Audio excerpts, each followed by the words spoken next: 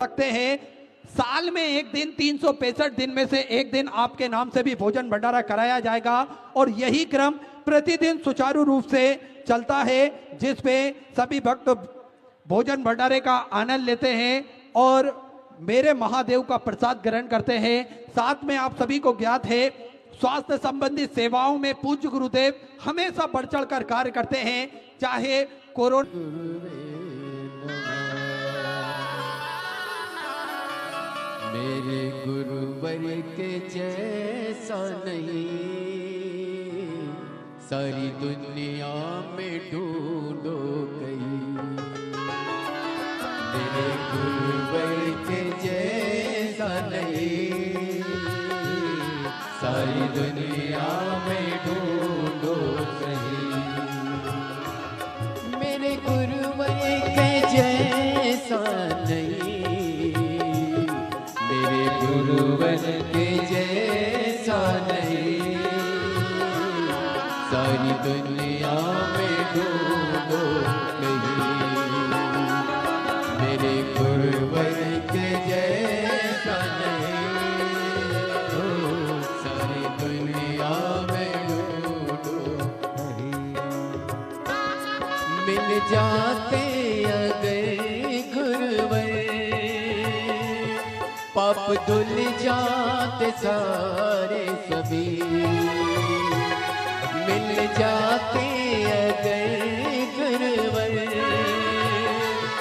पाप धुल जाते सारे सभी। इनके चरणों में जो भी आए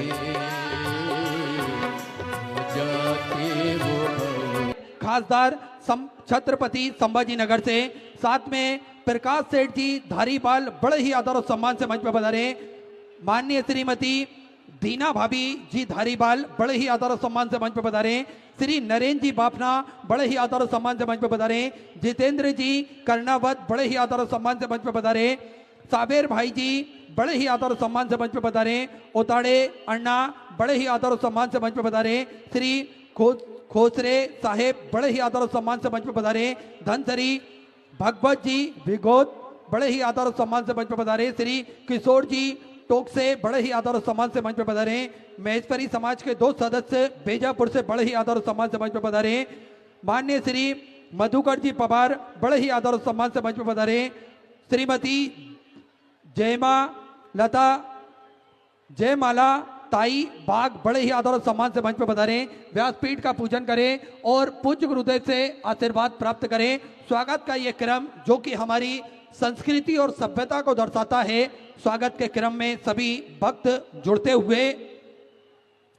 साथ में आप सभी को ज्ञात है, सिद्धपुर नगरी सीहोर की पावन धरा पर सेवा का जो क्रम चलता है, उस क्रम में स्वास्थ्य संबंधी सेवाओं में पूज्य गुरुदेव द्वारा विगत कई वर्षों से प्राथमिक उपचार केंद्र चलाया जाता है निःशुल्क रूप से, जिसमें दवाई गोली भी निःशुल्क। एक सर्व सुविधा युक्त हॉस्पिटल का निर्माण कार्य चल रहा है, जो मात्र कुछ ही दिनों में यह हॉस्पिटल बनके तैयार होगा और भक्तों को सारी सुविधाएं इस हॉस्पिटल के अंतर्गत प्राप्त होगी और भक्त इसका आनंद ले सकते हैं, सुविधाओं का आनंद बड़े ही आराम से प्राप्त कर सकते हैं। साथ में आप सभी को ज्ञात है, सिद्धपुर नगरी सीहोर की पावन धरा पर पूज्य गुरुदेव के आदेश अनुसार जो भव्य विशाल धर्मशाला बनने जा रही है, जिसके अंतर्गत लगभग 251 कमरे बनने का पहले डिसाइड हुआ था, लेकिन अब पूज्य गुरुदेव के आदेश अनुसार 100 कमरों का और इजाफा करते हुए 351 कमरों की यह भव्य विशाल धर्मशाला बनेगी, जिसके अंतर्गत लगभग 14 से 15 बड़े बड़े हॉल भी बनाए जाएंगे, ताकि के भक्त बड़े ही आराम से रुककर भगवान का भजन कीर्तन स्मरण कर अपने जीवन को कृतार्थ कर सके, आनंद में कर सके। साथ में एक उद्देश्य और है पूज्य गुरुदेव का, जब ये धर्मशाला बन के तैयार होगी उसके बाद वंदन अभिनंदन। और जिन दानदाताओं ने सहयोग राशि प्रदान करी, विजेंद्र देवी जी नोएडा उत्तर प्रदेश से 500 रुपए की सेवा से आपकी मदद की। प्रिया सिंह जी जयपुर राजस्थान से सुधा 551 रुपए। कमोद कुमार जी की तरफ से दरभंगा बिहार से सुधा 500 रुपए। युगल किशोर जी भावसार की तरफ से बड़वानी मध्य प्रदेश से सुधा 500 रुपए। योगेंद्र सिंह जी की तरफ से यमुनानगर से सुधा 500 रुपए। स्वर्गीय कौशलेंद्र जी यादव के स्मृति में दुर्ग छत्तीसगढ़ से सुधा 500 रुपए की सेवा से आपकी मदद की। सतपाल जी भारद्वाज की तरफ से बल्लभगढ़ से सुंदर 1111 रुपए की सेवा से आपकी मदद की। अंजू कुमार जी कांति की तरफ से मुजफ्फरपुर बिहार से सुंदर 500 रुपए की सेवा से आपकी मदद की। अजय कुमार जी शाह की तरफ से सुल्तानगंज से सुधा 1100 रुपए। मुन्ना लाल जी के इस्पात की तरफ से परासिया से सुधर आपने 3051 रुपए की सेवा से मदद की। पूनम जी राजपूत की तरफ से दिल्ली से सुधर 2101 रुपए की सेवा से आपने मदद की। राजीव जी मेहरा आगरा उत्तर प्रदेश से 1100 रुपए। आशुतोष जी शुक्ला की तरफ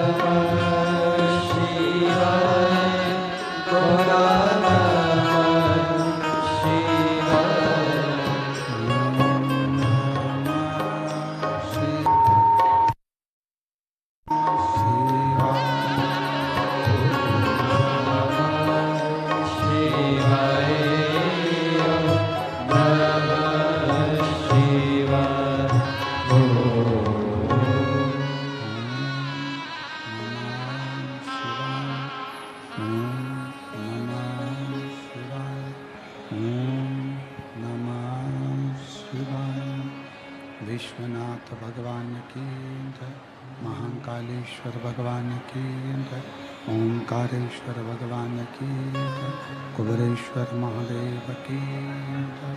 हर हर हर हर महा। सभी संत साधु गुरुजन एवं अतिथि महोदय सभी को साधुवाद। जो इस पवित्र पावन शिव महापुराण की कथा का लाभ लेने के लिए यहाँ विराजे और तेरी कृपा बिना एक भी लेते हैं श्वास तेरी कृपा से से तनु तनु बखान क्या करूं मैं राखों के ढेर का चपटी बहुत मेरे खजाना कुबेर का हे गंगाधार मुक्ति द्वार ओमकार तू भोले ओमकार तू आयो शरण तिहारी शंभु तार तार तू। भगवान देवादिदेव महादेव भगवान शिव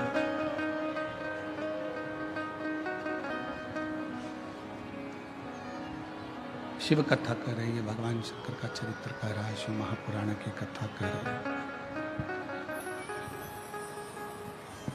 कल भी कथा में कहा था एक तो मानव का देह मिल जाए, मनुष्य का शरीर मिल जाए, और मानव देह मिलने पर यदि भगवान शंकर की अविरल भक्ति मिल जाए, शिव कथा मिल जाए, शिव का स्मरण मिल जाए, तो ये मानकर चलें कि हमारा मानव देह लेना सार्थक हो गया, मनुष्य का देह पाना सार्थक हो गया। क्योंकि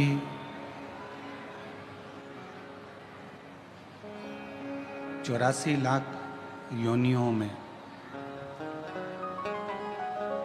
83,99,999 योनियां काटने के बाद ये 84 लाखवें नंबर की योनि मानव की मिलती है।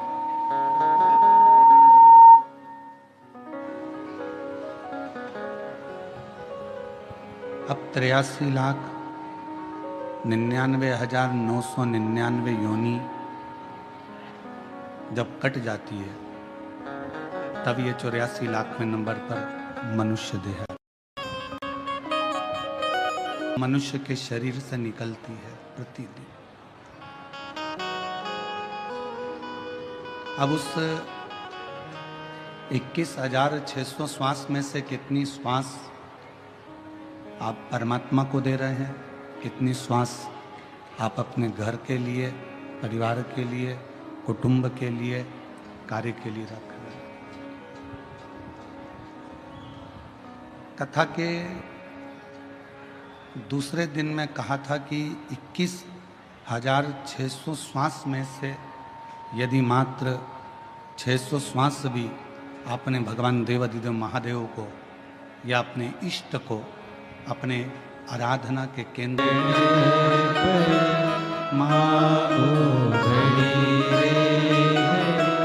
दुख काटो दया करी मैं दर्शन आपको। एक थोड़ा सा भजन, थोड़ा सा स्मरण, थोड़ा सा मंत्र जाप भी मानव शरीर के लिए बहुत है।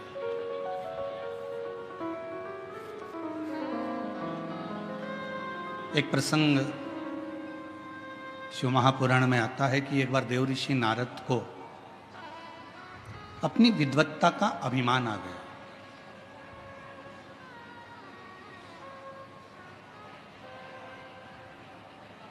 और जब देव ऋषि नारद को अपनी विद्वत्ता का अहंकार आया, देव ऋषि नारद ने भगवान नारायण से जाकर कहा कि जितना मैं भगवान का भजन करता हूं, इतना संसार में रहने वाला कोई व्यक्ति आपका भजन नहीं करता। जितना मैं मंत्र जाप करता हूं, उतना कोई मंत्र जाप नहीं करता। जितनी बार मैं आपका नाम लेता हूं, उतना नाम शायद कोई भी नहीं लेता। भगवान विष्णु ने कहा, हो सकता है कि आपका मंत्र जाप प्रबल हो, आप श्रेष्ठ हो, मना नहीं।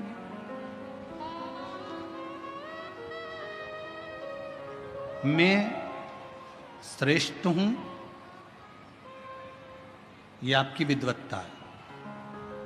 पर केवल पूरी दुनिया में मैं ही श्रेष्ठ हूं, ये आपका अहंकार। मैं श्रेष्ठ हूं, ये आपकी विद्वत्ता है। आप श्रेष्ठ हैं, आप अच्छा कार्य कर रहे हैं, बढ़कर काम कर रहे हैं, मेहनत कर रहे हैं, अपने कार्य को आपने चार चांद लगाया है, आपने मेहनत करी है, परिश्रम करा है, विश्वास करा है, तो आप श्रेष्ठ हैं। मैं श्रेष्ठ हूं, ये शब्द आपकी विद्वत्ता है। पर केवल मैं ही श्रेष्ठ हूं पूरी दुनिया में, ये आपका अहंकार है।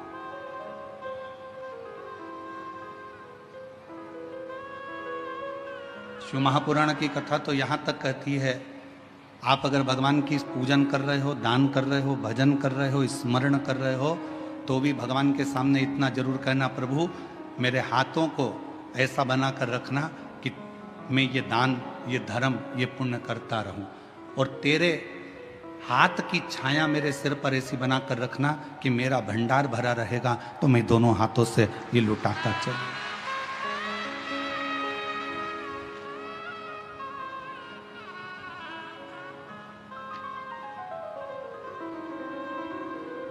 और यदि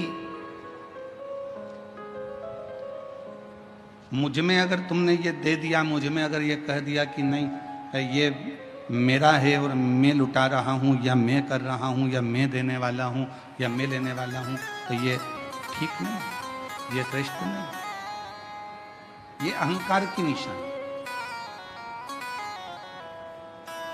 देवऋषि नारद ने कहा कि मेरे बराबर कोई भजन नहीं कर सकता, मेरे बराबर कोई तप नहीं कर सकता, मेरे बराबर कोई साधना नहीं कर सकता। ठीक है, भगवान विष्णु ने एक खीर का कटोरा बुलवाया, नारद जी के हाथ में दिया, नारद ये खीर का कटोरा शिव जी को देकर आओ।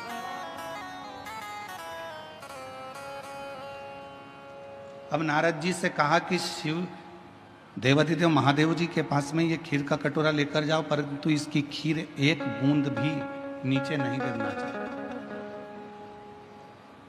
नहीं गिरेगी।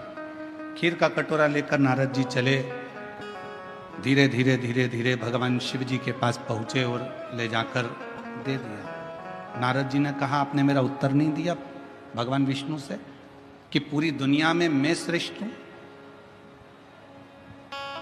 मेरे बराबर कोई भजन नहीं कर सकता, मेरे बराबर कोई कीर्तन नहीं कर सकता, मेरे बराबर कोई मंत्र जाप नहीं कर सकता, मेरे बराबर कोई नाम जाप नहीं कर सकता। भगवान नारायण ने कहा कि एक बात बता नारद, तो खीर का कटोरा लेकर गया था, खीर कहीं गिरी तो नहीं? नहीं नहीं नहीं, नहीं गिरी। ठीक है, कटोरा ले जाते तूने मेरा नाम कितनी बार लिया? देवऋषि नारद ने कहा, यदि नाम लेता तो खीर ही गिर जाती, इसलिए एक बार भी मैंने नाम नहीं लिया। भगवान नारायण ने कहा, नारद तुझसे तो बड़ा संसार में रहने वाला एक मनुष्य है जो दुकान पर जाता है तो मेरा नाम लेता है और आता है तो मेरा नाम लेता है, खेती कर रहा है तो मेरा नाम ले रहा है, कर्म कर रहा है तो मेरा नाम ले रहा है। तो कहा उसने कोई सन्यास नहीं लिया, उसने कोई तपस्या नहीं करी, उसने कोई साधना नहीं करी, उसने अपना घर नहीं छोड़ा, अपनी प्रॉपर्टी नहीं छोड़ी, अपना परिवार नहीं छोड़ा। भगवान नारायण ने कहा, नारद पूरी लिस्ट उठाकर देखना, जिन्होंने घर छोड़ा उनको परमात्मा बहुत मुश्किल से मिला। मीरा अपने घर में रहकर वो गिरधर को प्राप्त कर ली, संत तुकाराम जी घर में रहकर हरि विठ्ठल को प्राप्त कर लिए, नामदेव जी घर में रहकर भगवान पांडुरंगा हरि विठ्ठल को प्राप्त कर लिए, मुक्ताबाई ने भगवान को प्राप्त कर लिया, रामकृष्ण परमहंस ने अपने परिवार में रहकर माँ जगत जननी को प्राप्त कर लिया, कर्माबाई ने अपने घर में रहकर जगन्नाथ को प्राप्त कर लिया। इस संसार सागर में प्रहलाद भी घर में रहा, भगवान को प्राप्त किया। ध्रुव जी घर में रहे, भगवान को प्राप्त किया। घर में रहकर भजन करने वाले को परमात्मा शीघ्र मिल जाता।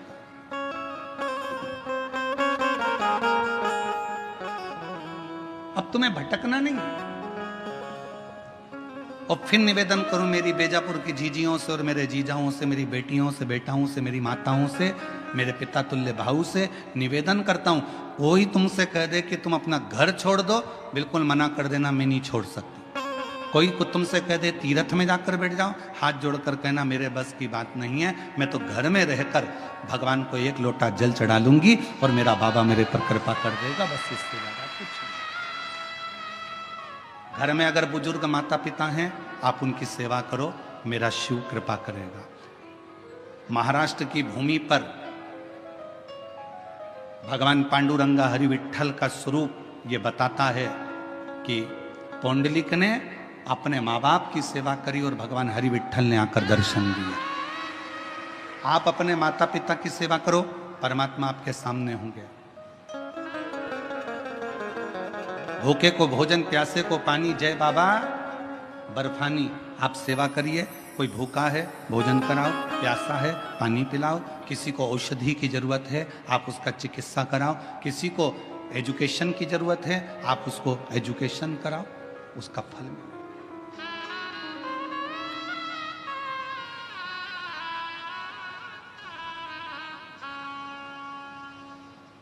जरूरी नहीं है कि आप किसी व्यक्ति को कोई धन दोगे तो दानी कहलाओगे।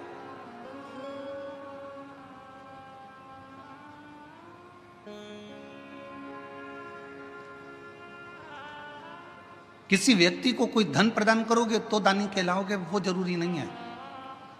दानी की एक निशानी और होती है, अपने मोहल्ले में, अपनी कॉलोनी में, अपने परिवार में, अपने कुटुंब में अगर कोई को शिक्षा की जरूरत है और उसके पास में एजुकेशन का पैसा नहीं है, अपने धन में से कुछ रुपए निकाल कर उसके कॉलेज की फीस, उसके स्कूल की फीस, उसका ड्रेस, उसकी किताबें, अगर 2-5 साल आपने उस बच्चे का, उस बेटी का हाथ पकड़ लिया और उसकी अच्छी एजुकेशन करा दी, अगर वो बच्चा इंजीनियर बन गया, डॉक्टर बन गया, कलेक्टर बन गया, आईजी, डीआईजी बन गया, कमिश्नर बन गया, तो वो किसी को भूल जाए वो बात दूसरी है, पर जिसने उसको एजुकेशन में साथ दिया उसको जिंदगी भर नहीं भूलता,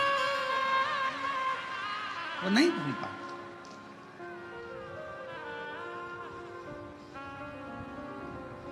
और हम अपनी व्यासपीठ से कई बार कह चुके, हमारे पास में हमारे माता पिता, हमारे पिताजी चने का ठेला लगाते थे, नहीं था धन। हम 5 भाई बहन का परिवार, पिताजी चने का ठेला लगाते, उसमें भी उनकी आंखों में मोतियाबिंद हो गया था, दिखता नहीं था, ठेला खड्डे में निकल जाता था तो पूरा चना जमीन पे ढुल जाता था। हमारी माँ दौड़ कर जाती थी, चने का पूरा ठेला बीनती, वापिस रखती, घर पर लाकर उसको फिर छांटती, फिर ठेले पर रखती, फिर वो बिकने के लिए जाती।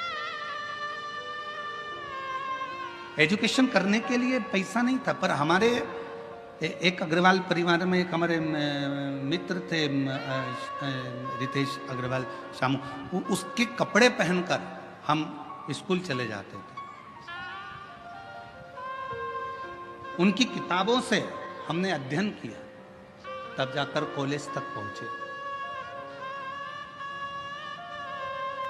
और सब कुछ भूल जाएं, पर जिसने हमारी एजुकेशन के समय पर साथ दिया, नहीं था पढ़ने के लिए किताबें, नहीं था खाने के लिए अन्न, पर जो साथ उस समय पर दिया वो आज तक याद आती है कि उन्होंने हमको पढ़ाई तो करवाई, विद्याध्ययन तो करवाए, एक एजुकेशन। और हम फिर कहेंगे, आप अपनी बेटी को दहेज देते हो, कितना देते हो, हमें उससे मतलब नहीं है। आप अपनी बेटी को कितना दहेज दे रहे हो, गाड़ी दे रहे हो, बंगला दे रहे हो, क्या दे रहे हो, हमें उससे मतलब नहीं है। पर शिव महापुराण की कथा में हिमालय राज ने अपनी बेटी पार्वती का कन्यादान में कोई दहेज नहीं दिया था। शिव जी के विवाह के समय पर कन्यादान में क्या हिमालय राज जी के पास में गाड़ी नहीं थी, बंगला नहीं था, घोड़े नहीं थे, हाथी नहीं थे, अंबर नहीं थे, पीतांबर नहीं थे, सोना चांदी नहीं था, हीरे रतन नहीं थे, सब कुछ था। हिमालय राज ने अपनी बेटी के कन्यादान में अगर कुछ दिया था तो अपनी बेटी को अच्छी शिक्षा देकर भेजा था, और शिक्षा से बड़ा कोई कन्यादान नहीं हो सकता। एजुकेशन से बड़ा कोई दान नहीं दुनिया में, शिक्षा से बड़ा कोई दान नहीं है। आप अपनी बेटी को भले कुछ दो चाहे मत दो, पर उसकी अच्छी शिक्षा कराइए। बेटी को पढ़ना है, पढ़ाई करवाइए। मम्मी मुझे 12th करना है, मुझे इस सब्जेक्ट से करना है, कर बेटा। मम्मी मुझे कॉलेज करना है, कर बेटा। पर इतना मेरी बेटियों से भी निवेदन है, खूब तुम्हारे माँ बाप तुम्हें अच्छी एजुकेशन कराएंगे, तुम्हारे माता पिता तुम्हें पढ़ाएंगे। बस बेटियों से इतना सा निवेदन है, एजुकेशन करते करते तुम अपनी बुद्धि को मत फेर लेना, अपने कन्यादान का मौका अपने माँ बाप को जरूर देना, इतना याद देना। एजुकेशन कराएं माता पिता अपनी बेटी को, क्योंकि कन्यादान से बड़ा दान है विद्या का दान, शिक्षा का दान।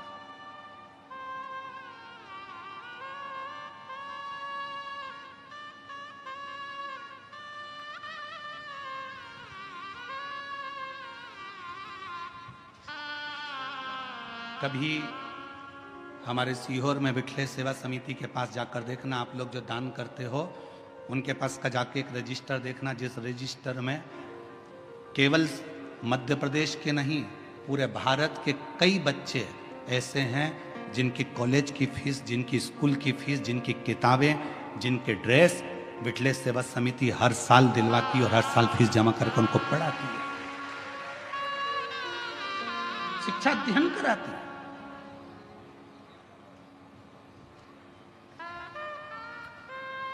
विद्या मत दो किसी को कुछ, आपका धन अपने पास में रखो, मना नहीं, पर उस धन का सदुपयोग करो। ये शरीर मिला, बहुत अच्छा दिया परमात्मा ने, बड़े सुंदर आप लोग हुए हैं। भगवान ने 2 हाथ भी दिए, 2 पाँव भी दिए, नेत्र भी दिए, श्रवण शक्ति भी दी, जिह्वा भी दी, अपनी एक एक इंद्रियां, 5 कर्मेंद्री, 5 ज्ञान इंद्रिय और 1 मन, 11 इंद्रियां भी परमात्मा ने दिया। ये पूरी इंद्रियां, ये पूरा शरीर जो परमात्मा ने दिया है, इसको सदुपयोग में लगा। व्हाट्सएप चलाते चलाते, फेसबुक चलाते चलाते किसी की निंदा भी लिखी आ जाए तो उस पर कोई कमेंट्स नहीं, नो कमेंट्स, कोई कमेंट्स नहीं। हमने विद्या अध्ययन करी है, हमें भगवान की विद्या, हमने शिक्षा ग्रहण करी है। हमारी शिक्षा में ये नहीं सिखाया जाता कि कोई फेसबुक पर किसी की बुराई करे और तुम उसमें कमेंट्स करो, ये हमारी शिक्षा नहीं बताती। हमारी शिक्षा तो ये बताती है कि जहाँ कोई अच्छा व्यक्ति चल रहा हो उसके पथ के पीछे चलो तो अपन भी मंजिल तक पहुंच जाते हैं। ये हमारी शिक्षा कहती है, ये हमारी विद्या कहती है।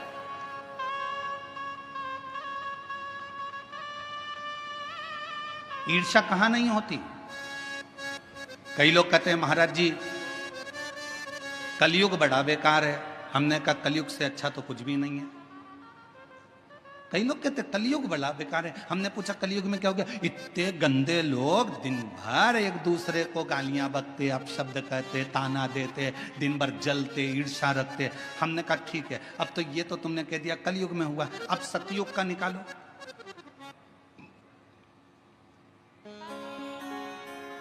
त्र्यंबकेश्वर बाबा की कथा निकाल लो, ज्यादा दूर मत जाओ, यही महाराष्ट्र की त्र्यंबकेश्वर बाबा की कथा निकालो। गौतम ऋषि अपने आश्रम में रहते थे, कुछ ऋषि आ गए, उन ऋषियों को रख लिया, उन ब्राह्मण संतों को रख लिया और वो संत वहां रहने लगे। रहते रहते गौतम ऋषि को जब पूरे नगर में देखा कि इसका तो इतना वर्चस्व है, लोग इसे इतना मानते हैं, लोग इसे इतना पूछते हैं, तो अंदर से ईर्ष्या जाग गई उनको और उन्होंने अपनी विद्या से एक गाय को उत्पन्न कर लिया। इतनी किंगकॉन्ग गाय, उसकी हड्डियां दिख रही थी एकदम दुबली पतली, और गाय से कहा कि तू हम निकल कर जाएं, उसके बाद में गौतम ऋषि के आश्रम में तू मर जाना, तेरे प्राण छूट जाए गौतम ऋषि के आश्रम में। जैसे ही वो संत निकल कर गए गौतम ऋषि के आश्रम में, वो गाय मर गई। गौतम ऋषि के आश्रम में गाय मरी, उन्होंने वापिस लौट कर आए और गौतम ऋषि पर गौ हत्या का दोष लगा दिया। गौतम बाबा पर गौ हत्या का दोष लगा। गौतम बाबा को जगह जगह भटकना पड़ा। आखिरी में गौतम ऋषि की धर्म पत्नी ने कहा तुम घबराओ मती। ब्रह्मा विष्णु और महेश की आराधना करी, तब वो त्र्यंबकेश्वर के रूप में मेरे देव अधिदेव महादेव आकर बैठे और वहां गौतम ऋषि को गौ हत्या के दोष से मुक्त किया। अब ये कथा कोई लोग कहते हैं कलयुग बेकार था, सतयुग उठाकर देख लो। लोग कहते हैं कि कलयुग बेकार था, हम कहते हैं त्रेता उठाकर देख लो। मेरे राम जी महाराज की धर्म पत्नी ने अग्नि परीक्षा माता जानकी जी ने दे दी, उसके बाद भी उनको नहीं छोड़ा गया। अब शब्द कहने वाले कहते रहे, अब वो जाने दो। द्वापर उठाकर देख लो, भगवान कृष्ण के जीवन की लीला। भगवान कृष्ण को किसी ने भगोड़ा कह दिया, किसी ने कुछ कह दिया, किसी ने माखन चोर कह दिया, उनको शब्द के शब्द सुनना पड़े। जरा विचार करिए कि ये कलयुग है, पर इतना याद रखना कि दुनिया के लोग कहते हैं कलयुग बेकार था। शिव महापुराण की कथा कहती है ऐसा कोई युग नहीं जिस युग में निंदा करने वाले पैदा नहीं हुए, अपशब्द कहने वाले पैदा नहीं हुए, आड़ा टेढ़ा बोलने वाले पैदा नहीं हुए, गाली देने वाले पैदा नहीं हुए। हर युग में हुए, बस अंतर इतना है उस युग में तुम पैदा नहीं हुए थे, इसलिए तुमको मालूम नहीं है।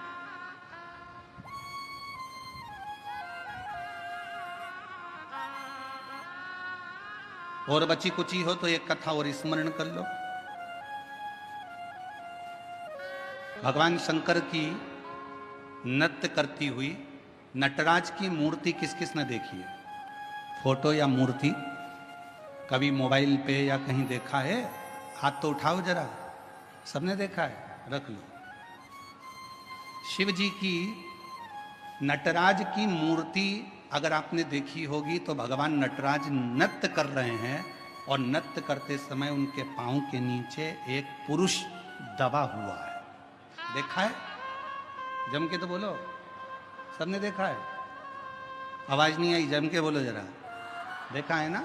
एक पुरुष जमीन पर लेटा है और भगवान शंकर उस पर नृत्य कर रहे हैं। अब लोग क्या कहेंगे कि भगवान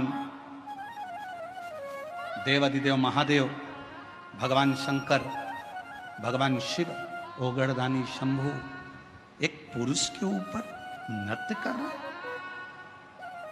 कौन था ये?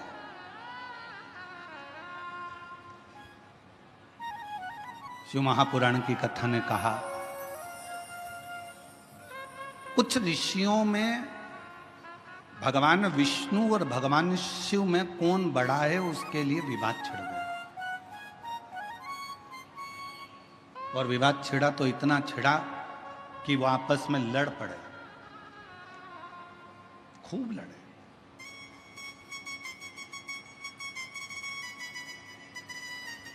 इतनी लड़ाई हो गई ऋषियों में, आखिरी में निर्णय ये निकला कि भगवान विष्णु ही श्रेष्ठ हैं। उनकी बुद्धि में ये बैठ गया और उन्होंने शंकर जी को निंदा करना प्रारंभ कर दिया। अब वो शिव जी को व्यर्थ समझने लगे। अब जब भगवान शंकर को व्यर्थ समझने लगे तो ऋषियों के मन में आया कि कुछ भी हो, अगर ये शंकर भगवान को व्यर्थ समझ रहे हैं, उनकी निंदा कर रहे हैं, उनके लिए अपशब्द बोल रहे हैं, तो ऋषियों ने एक पुरुष को प्रकट करा। उस पुरुष का नाम था अपस्मार।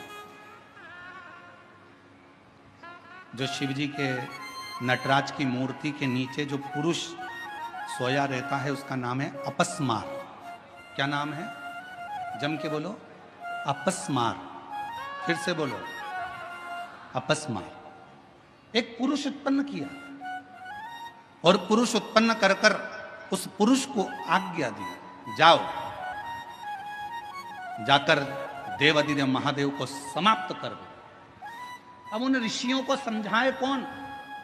जिसके अधीन स्वयं काल हो, जो स्वयं कालो का भी काल महाकाल हो, उसे कौन समाप्त करेगा? कौन मारेगा? कहा, ए अपस्मार पुरुष, तुम्हें जाकर भगवान देवाधिदेव महादेव का संहार करना है, उनको समाप्त करना है। अपस्मार पुरुष ऋषियों की वाणी को सुनकर, क्योंकि ऋषियों ने उसको प्रकट करा था, उनकी वाणी सुनकर चल दिया देवाधिदेव महादेव को मारने के लिए। जो धाम पर पहुंचा तो शंकर और पार्वती मैया बैठे हुए थे। अपस्मार मुनि उस पुरुष ने, अपस्मार पुरुष ने जैसे ही शिव और पार्वती जी का दर्शन किया, दर्शन करते से ही उसकी आंख में से आंसू बहने लगे, नेत्रों से नीर बहे।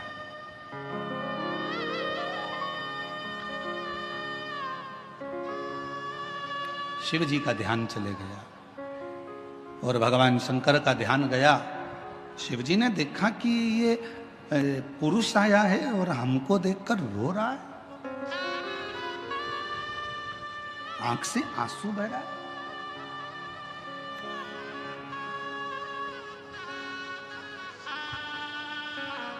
शिव जी ने ध्यान लगाकर देखा कि ये है कौन। शंकर भगवान ने जो ध्यान लगाया तो पार्वती से कहा, पार्वती, भगवान विष्णु और मुझ में भेद करा ऋषियों ने और भगवान नारायण को श्रेष्ठ मानकर मेरे लिए अपशब्द कहकर मुझे मारने के लिए इस अपस्मार पुरुष को भेजा गया। इस पुरुष को मेरे पास भेजा गया, मार। पार्वती जी कहती हैं, पर ये रो क्यों रहा? शिव जी ने कहा, पार्वती, तेरा और मेरा दर्शन किया तो इसके मन में श्रद्धा उत्पन्न हो, रो रहा कि मुझे मारने के लिए भेजा है। अब मैं मारूं तो कैसे मुझे मारूं? मैं मारूं तो कैसे मारूं? विचार किया।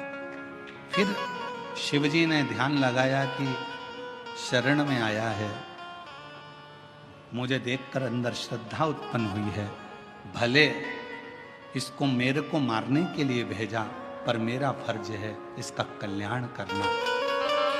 शिवजी ने नृत्य करना प्रारंभ कर दिया और शंकर भगवान ने जो नाचना प्रारंभ करा, वो अपस्मार पुरुष ने देखा कि मैं क्या करूं। अगर जब हम भगवान का दर्शन कर लेते हैं, स्मरण कर लेते हैं, तो हमारी चित्त वृत्ति में बैठ जाता है कि मैं भगवान के चरण पकड़ लूं। नृत्य करते समय जैसे ही भगवान ने अपना एक पांव ऊपर करा, उसी समय पर अपस्मार पुरुष ने शिवजी का चरण पकड़ना चाहा। शिवजी का चरण छुआ, जमीन पर सो गया। भगवान शंकर उसी पर नृत्य करते रहे और उसके अंत में प्राण छूट गए। क्यों? क्योंकि शिव पुराण की कथा कहती है उस अपस्मार पुरुष ने भगवान के चरणों को पाना था और शिव के चरणों में ही प्राण त्यागना थे। ये विचार करो, ये विचार। और हम तो बाबा के भरोसे चलते हैं, हम तो बाबा के भरोसे चलते हैं। ये दुनिया वाले जलते हैं, ये दुनिया वाले जलते हैं। हम तो बाबा के भरोसे चलते हैं, डमरू वाले के भरोसे चलते हैं। ओ घड़दानी के भरोसे चलते हैं, काशी वाले के भरोसे चलते हैं। उस अपस्मार पुरुष जमीन पर सो गया और भगवान शिव के चरण के प्रहार से आखिरी में उसके प्राण छूटे। असुर था, शिव को मारने के लिए आया था। कोई दूसरे ने पैदा नहीं करा था उसको, ऋषियों के क्रोध ने, ईर्ष्या ने उसको जन्म दे दिया था।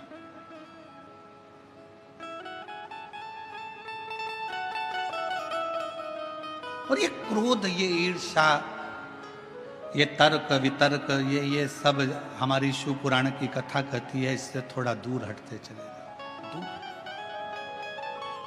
कितना संत तुकाराम जी को तो कितना कितना सुनना पड़ा था, संत नामदेव जी को कितना सुनना पड़ा था, मीराबाई को कितना सुनना पड़ा था, कर्माबाई को कितना सुनना पड़ा था, मुक्ताई को कितना सुनना पड़ा था। संत ज्ञानेश्वर बाबा को कितना सुनना पड़ा था। ये कहेंगे तर्क देने वाले कुछ भी तर्क देंगे, पर किसी से कोई बहस नहीं करना चाहिए। हम शिव पुराण तो यहां तक कहती है, अगर कोई तुमसे कहे, अगर मान लो कोई तुमसे कहे कि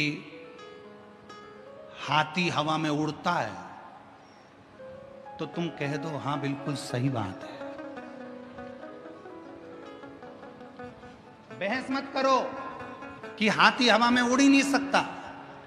घोर कलयुग चल रहा है, कलयुग में अगर कोई तुमसे कहे कि हाथी हवा में उड़ता है, तो तुम कहो बिल्कुल सही बोल रहे हो।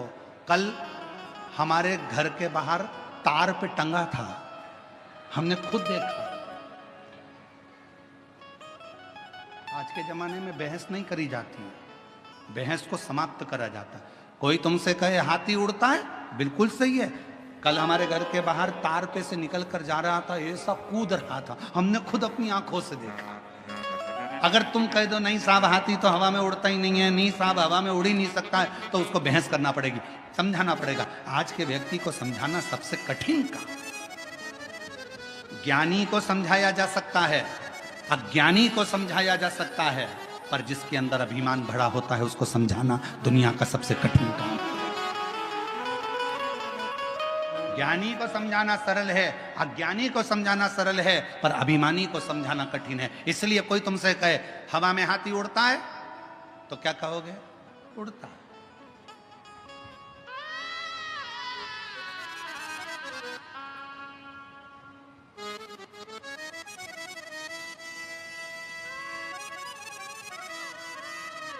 अब किससे वो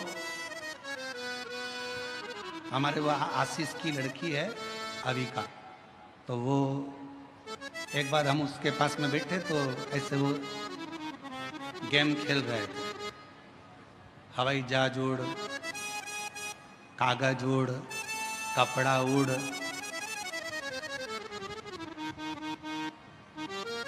वो भी उड़ा रही थी।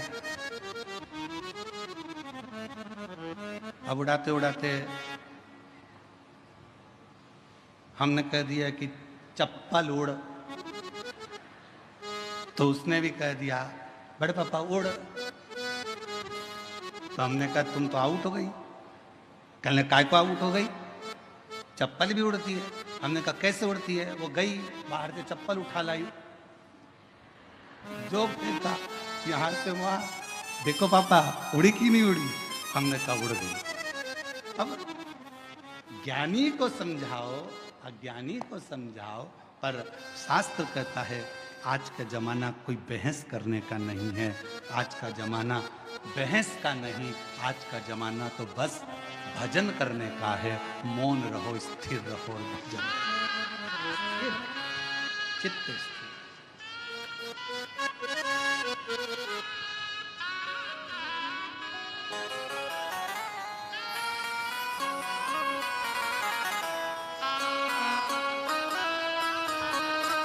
और जितना स्थिर रहकर भगवान की भक्ति में डूबोगे उतना सुख प्राप्त होगा, उतना सुख। जिस अपस्मार पुरुष को ऋषियों ने जन्म दिया था, वो अपस्मार पुरुष शिव को मारने के लिए गया था, पर मेरे शंकर भगवान के दर्शन का फल ये मिल गया कि उसके चरणारविंद में ही उसके प्राण छूट गए।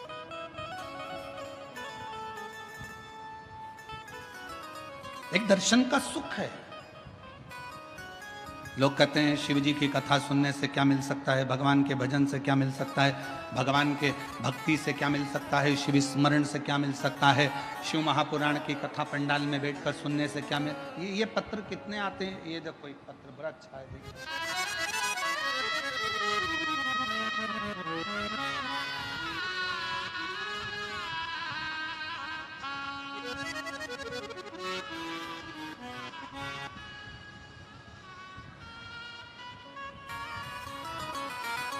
मेरा नाम श्रीमती सविता सदाशिव चंद्र है। मैं बेजापुर के पालखेड़ गांव की निवासी हूँ। मेरी शादी को 10 साल हो गए थे पर मेरे यहाँ कोई संतान नहीं थी। पत्र को एलईडी पर पढ़ सकते हो, आस्था चैनल पर पढ़ सकते हो। तब मुझे किसी ने पशुपतिनाथ के व्रत के बारे में पता चला। मैंने 2 बार व्रत किया। श्रावण मास में हर रोज बाबा की कावड़ चढ़ाती, बाबा से विनती करती और बाबा की कृपा से 10 साल के बाद मेरे घर में 2 संतान ने जन्म लिया। मैं बाबा को यहाँ प्रणाम करने के लिए आई। दोनों संतान के फोटो लगाए गए हैं, आप एलईडी पर देख सकते हैं। अगला पत्र देखिए। मैं सविता अप्पा साहेब दारुंटे, गांव हनुमंत गांव, तहसील बेजापुर, जिला छत्रपति संभाजीनगर। मेरा मोबाइल नंबर ये है। मेरी शादी को 19 साल हो गए थे, फिर भी 19 साल में कोई संतान नहीं थी। अस्पताल में डॉक्टरों की सलाह ली पर मुझे समाधान नहीं मिला। फिर डॉक्टरों ने 2017 में टेस्ट बेबी भी कराया पर उससे भी मुझे औलाद नहीं हुई। एक दिन आस्था चैनल पर मैंने मेरे परिवार के मुख से सुनी हुई शिव महापुराण की कथा बताई तो हमने सुनना प्रारंभ करी। सफेद आंकड़े की जड़ को बांधा। पिछले 3 से 4 साल में हम रोज आस्था चैनल पर कथा सुनते हैं, बाबा से विनती करते हैं, गुरुदेव कोई एक बार आंकड़े की जड़ का प्रयोग करता है। मैंने 2 बार आंकड़े की जड़ का प्रयोग करा। बार बार भगवान शिव के पशुपति व्रत करे और बाबा की कृपा से 19 साल के बाद 25 मई 2025 को मुझे 2 बेटों ने जन्म लिया। मैं बाबा को प्रणाम करने के लिए आई हूं। अगला पत्र देखिए।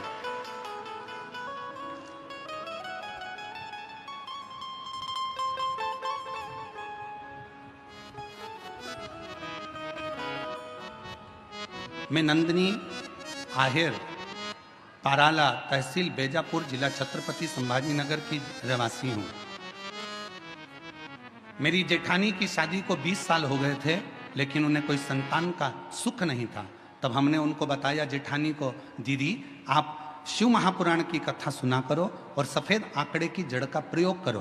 बाबा की ऐसी कृपा हुई गुरुदेव, 20 साल तक जब औलाद नहीं हुई तब सफेद आंकड़े की जड़ का प्रयोग करना प्रारंभ करा और बाबा की कृपा से 27/5/2023 को बाबा की कृपा से संतान की प्राप्ति 20 साल के बाद हुई। मैं बाबा को यहाँ प्रणाम करने के लिए आई हूँ। शिव तत्व किसको कहते हैं? भगवान शंकर ओघड़दानी की कृपा किसको? जिनके नाम लिए गए हैं अगर वो लोग बैठे हों तो बेलपत्र लेने के लिए आ सकते हैं। शिव तत्व किसको कहते हैं? एक विश्वास, एक भरोसा, एक दृढ़ता, और ये बहुत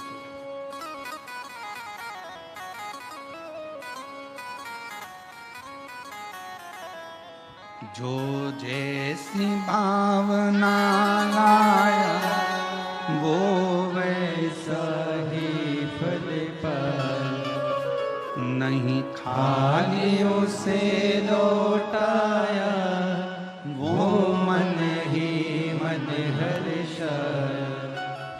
जो जैसी भावना लाया वो वैसा ही फल पाया, नहीं खाली उसे लौटाया वो मन ही मन हर्षाया।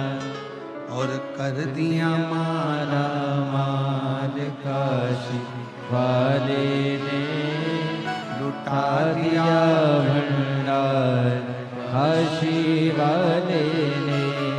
कर दिया माला माल काशी वाले ने, लुटा दिया भंडार काशी वाले ने। भगवान शंकर की करी हुई भक्ति जिंदगी में कभी खाली नहीं जाती, कभी नहीं। शिव की करी हुई उपासना कभी खाली नहीं जाती। जो जैसी भावना लाया वो वैसा ही फल पाया, नहीं खाली उसे लौटाया वो मन ही मन हर्षाया। और कर दिया 20 साल के बाद हुआ है। एक बार जोरदार ताली बजाएं। लुटा दिया भंडार काशी वाले ने, लुटा दिया भंडार काशी वाले ने, कर दिया माला माल काशी वाले ने। जो जैसी भावना लाया वो वैसा ही फल पाया, नहीं खाली उसे लौटाया, वो मन ही मन हर्षाया, और कर दिया माला माल काशी वाले ने, लुटा दिया दिया भंडार काशी वाले ने। जिसने अपनी अवस्था में एक बार भी शिव की आराधना करी है। यहां जितने लोग शिव महापुराण की कथा में बैठे हैं, मैं भगवान देवादिदेव महादेव की इस पुराण पर पूर्ण भरोसा कर कर कह सकता हूं कि आपके माता पिता ने, आपके घर के बुजुर्गों ने जरूर शिव जी की आराधना करी होगी, और उन्हीं की कृपा से आप यहाँ शिव महापुराण की कथा में बैठे। और यदि आपके घर में भगवान देवादिदेव महादेव ने जमीन दी, जायदाद दी, पत्नी दी, बच्चे दिए, परिवार दिया, अच्छा घर दिया, कुटुंब दिया, तो समझ लेना तुम्हारे माता पिता में से किसी न किसी ने शंकर की आराधना, शिव का मंदिर या शिवालय या शंकर के कोई भक्त जाते हों तो उनको पानी पिलाया हो, भोजन कराया हो, उसका फल इतना रहता है कि घर में से भंडार कभी खाली नहीं होता है, बढ़ता है।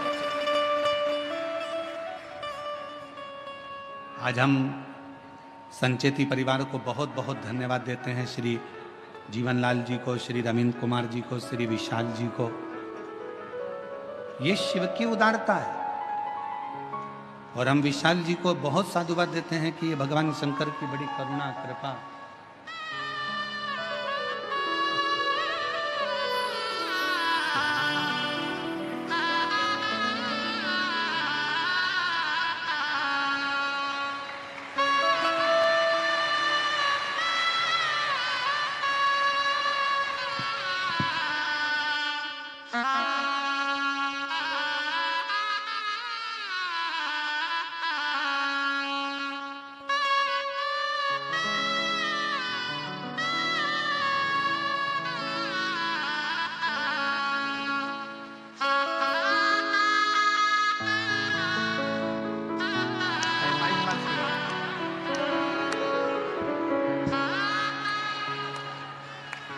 अभी मई में हुए हैं, यही 2025, और 19 साल के बाद हुए हैं दोनों। जोरदार ताली बजाकर स्वागत करें।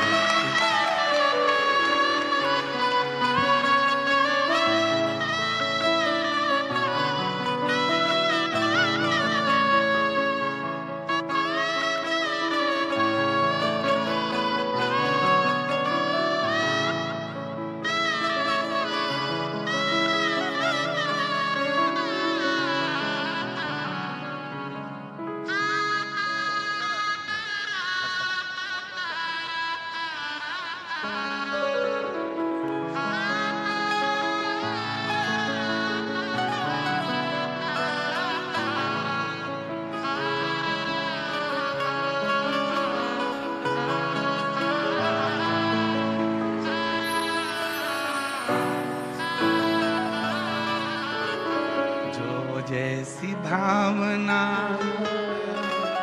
वो वैसा ही फल पाया, नहीं खाली उसे लौटाया, वो मन ही मन हर्षाया, और कर दिया माला माल काशी वाले, लुटा दिया भंडार काशी वाले।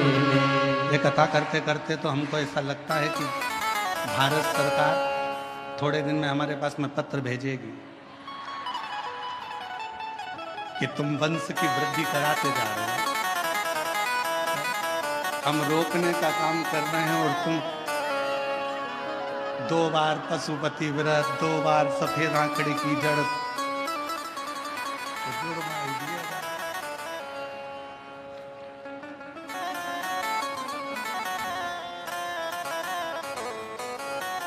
अब कौन समझाए, शंकर जी के घर की एक बेटे की 2 बहुएं रिद्धि और सिद्धि।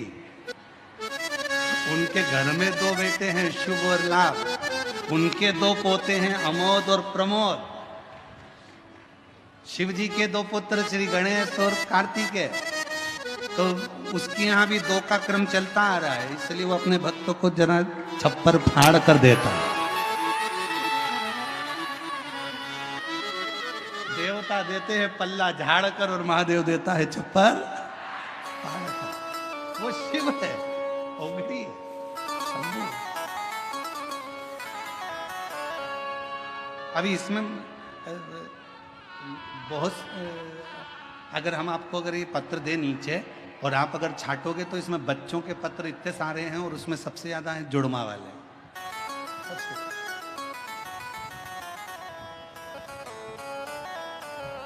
शिव शिव है।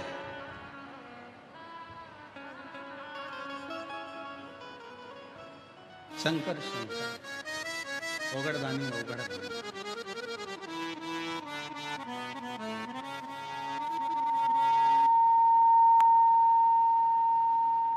तेरे दरबार की बाबा निराली शान देखी है।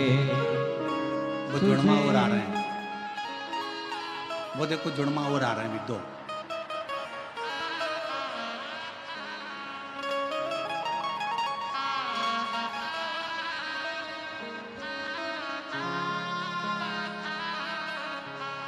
तेरे दरबार की बाबा निराली शान देखी है।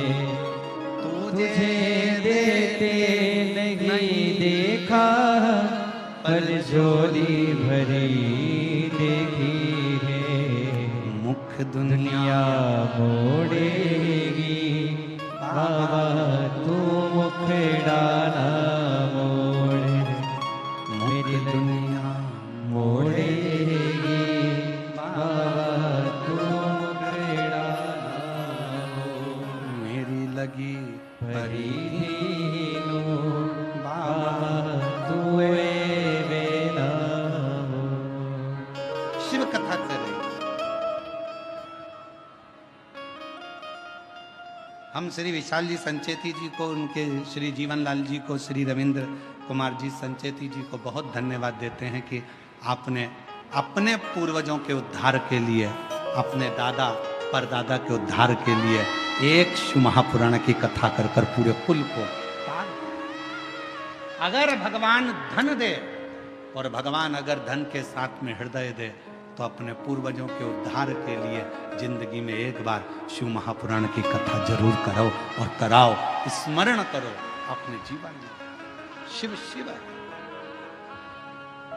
उसकी उदारता, उसकी करुणा, कृपा। शिव कथा कर रहे हैं।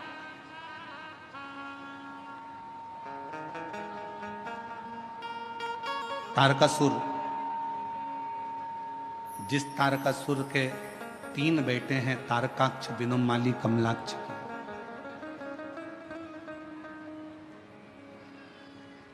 तारकाक्ष, विदुमाली, कमलाक्ष की 3 पुत्र हैं। और जिस समय पर तारकासुर के प्राण छूटने का समय आया, तारकासुर को मारने का समय आया, षडानंद कार्तिकेय जी महाराज का जो प्रागट्य हुआ मां गंगा की 6 धार से, कृतिकाओं ने पालन करा तो नाम कार्तिकेय जिनका पड़ा।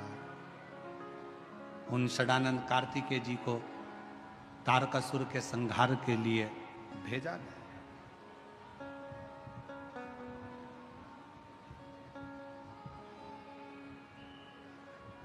तुम जाओ इस तारकासुर का संहार करो।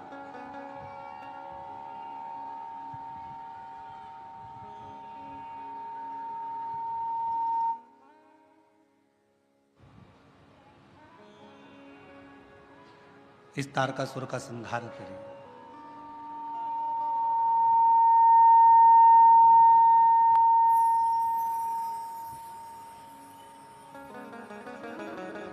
षडानंद कार्तिकेय जी जाने लगे। माँ दुर्गा भवानी जगतधात्री माँ दुर्गा अम्बा ने रोक लिया। माँ जगतधात्री ने रोक लिया। तारकासुर को मारने के लिए कार्तिकेय जी जा रहे हो, थोड़ा ठहरो। माँ अम्बा ने कहा कि तारकासुर ब्रह्मा जी से एक वर मांगा था, अगर मैं मरूं तो शिव जी के पुत्र के द्वारा मरूं। कार्तिकेय, तारकासुर तुम्हारे द्वारा मरेगा ये निश्चित है, पर बात ऐसी है कि तारकासुर ब्रह्मा जी को कष्ट दिया, सबको कष्ट दिया, पर तारकासुर ने कभी शंकर को कोई कष्ट नहीं दिया। और ये बात हम पहले भी कथा में कह सकें कि शिव जी का संसार में देवता हो, असुर हो, गंधर्व हो, साच हो, किन्नर हो, गंधर्व हो, तारकासुर जैसे कोई भी असुर हो, मेरे शंकर भगवान का दुनिया में कोई द्रोही नहीं है, शिव जी का कोई दुश्मन नहीं, शिव का कोई दुश्मन नहीं। और आपका और हमारा भी जगत में कोई दुश्मन नहीं है, ना हमारा कोई दुश्मन है ना आपका कोई दुश्मन। दुश्मन कौन? आपका भी कोई दुश्मन नहीं है, हमारा भी कोई दुश्मन नहीं है। दुश्मन किस चीज का है? तो कहा दुश्मन अगर इकट्ठे होते हैं तो आपकी प्रतिष्ठा के दुश्मन एकत्रित होते हैं। आपका कोई दुश्मन नहीं है, पर आपकी जो प्रसिद्धि है, आपकी जो सिद्धि है, आपका जो पद है, आपका जो फैक्ट्री है, आपका जो व्यापार है, आपका जो व्यवसाय है, आपकी जो उन्नति है, बस दुश्मन उसको देखकर उत्पन्न होते हैं। बाकी का आपका और हमारा दुनिया में कोई दुश्मन नहीं, ना आपका कोई दुश्मन है, कोई दुश्मन है, ना आपका कोई दुश्मन है। दुनिया में कोई दुश्मन ना तुम्हारा है ना हमारा है। केवल प्रसिद्धि को देखकर, सिद्धि को देखकर, आपकी सिंहासन को, आपकी सत्ता को देखकर उसके दुश्मन।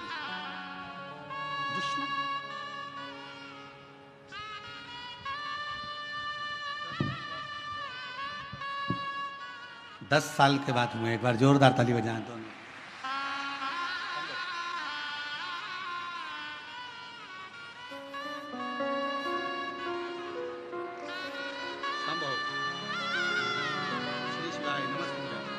प्रणाम करो, प्रणाम करो, आराम से।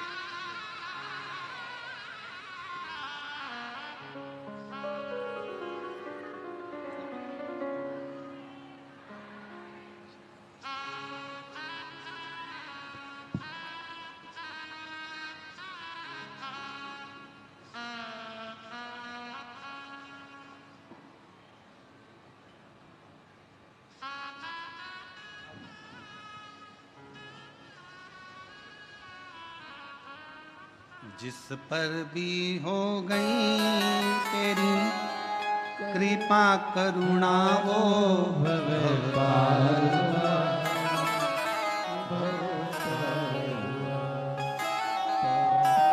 हो चाहे जितना उसका भी बाबा उधार हुआ, उधार गिद्ध अजामिल गणिका जैसे तेरे मन को भाई जरा सी हम पर कर दो, जरा सी हम पर कर दो।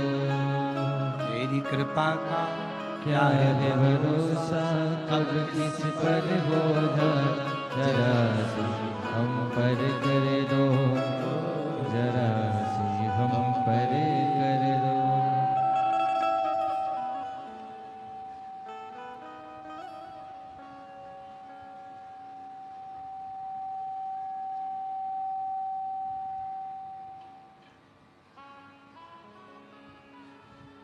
शिव कथा कर रही है, भगवान शंकर का चरित्र कह रहा है, शिव महापुराण की कथा कर रही है, शिव तत्व कह रहा है। कोई दुश्मन नहीं। मां के गर्भ से जब जन्म लिया था, आपका और हमारा कोई दुश्मन नहीं था। आपकी और हमारी प्रसिद्धियां